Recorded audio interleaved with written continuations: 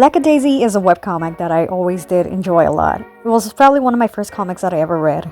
For those that don't know what Lackadaisy is a comic that takes place in the 1920s and it has anthropomorphic cats. There is an animated pilot on YouTube right now. If you're wondering what that is, you can watch it for yourself. But the comic has a lot of things if you want to know more about the lore of the story.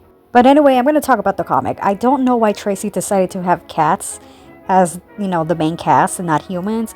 I just think it's more interesting like this. As a cat person myself, this makes so much sense. Cats are very, very territorial creatures.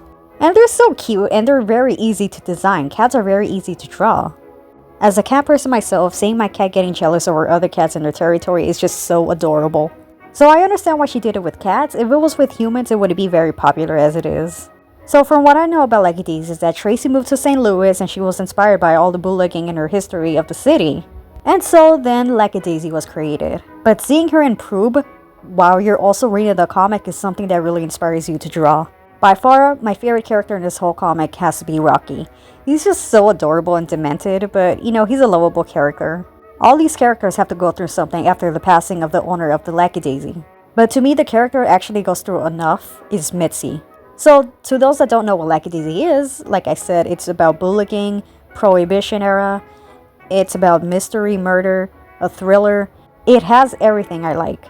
At the beginning of the comic, it goes from sepia tone to color, but I do enjoy the sepia tone of the comic because it just shows more of the 1920s, 1910s era of the story that it's taking place. It fits more for the tone of the story. But all these characters are amazing. Every character has to go through something. I found out what Lackadaisy was in Tumblr, back in the Tumblr days.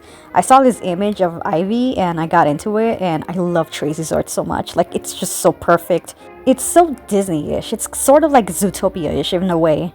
And as somebody who loves the 1920s and the 1960s, especially the 1960s, I also enjoy the era of the 1920s. And I love how she got everything right about that era. She got the fashion right, the cars, the way the people speak in this comic is just like something out of the 1920s.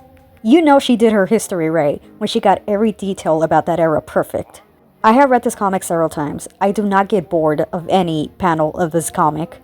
It's just so detailed, and Tracy was an inspiration to me for drawing as well. I started my own comic, and basically I just wanted to keep drawing because Lackadaisy was a big inspiration.